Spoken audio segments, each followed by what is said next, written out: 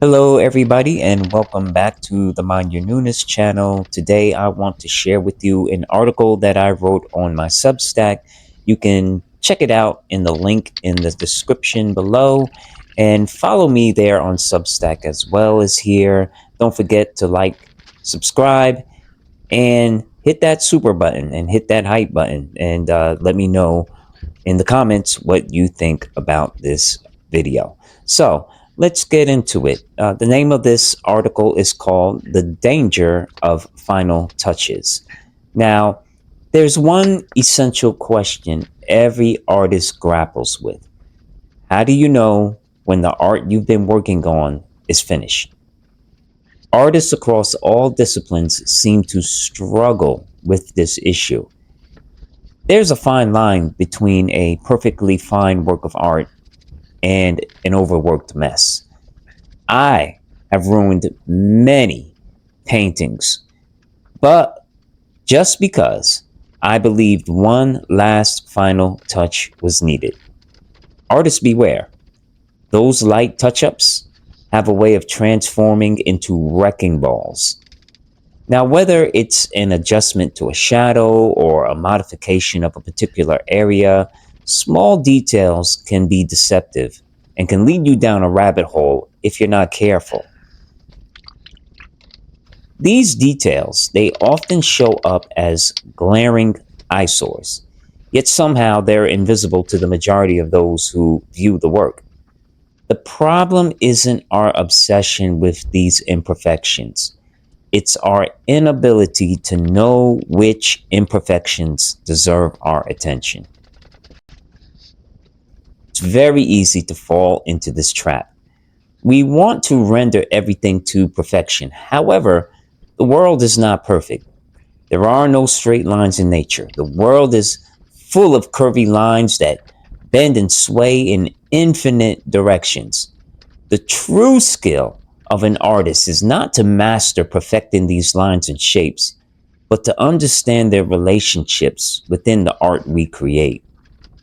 The power of a well placed line or mark in your work can make all the difference in its expression. If you were to put two paintings on the same subject side by side, one side being realistic and the other side being abstract, most would find the latter more interesting. And here's the reason why. We're drawn to imagery that provokes emotional connection. When we're confronted with an expressive work of art, we're likely to ask ourselves how it makes us feel rather than what do we see. Expressive and abstract art stimulates emotions. It's mindfulness and it's introspective.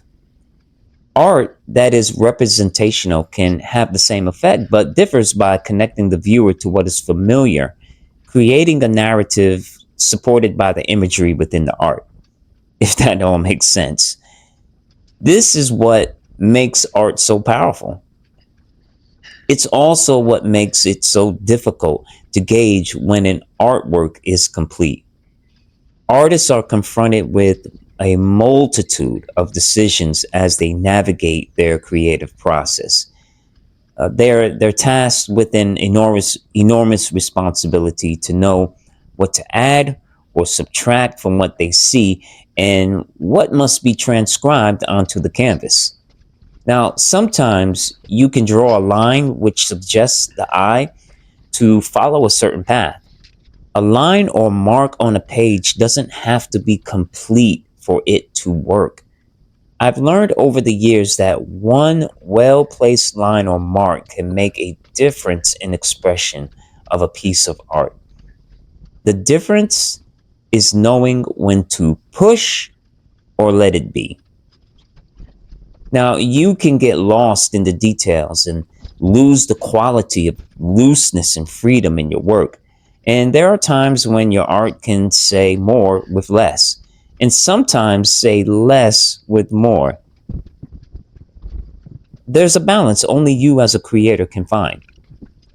And when you do, your work will speak to you and others in a profound way. This process of finding a balance between the suggestive and the finite is the key to knowing when to stop or continue a work of art. There's no right or way wrong of doing this, but any attempt to be aware of these crossroads can make a huge difference in your art.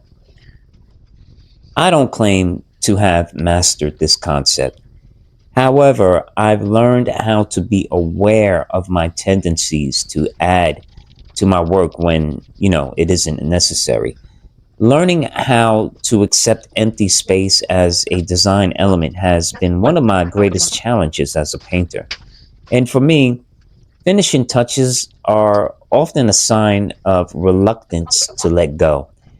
Coming to an end of a piece can produce some inner anxiety because the conclusion of your work is the beginning of its acceptance or rejection. Now, every artist wants their work to be accepted. So there's always that part of us that wants to ensure that takes place.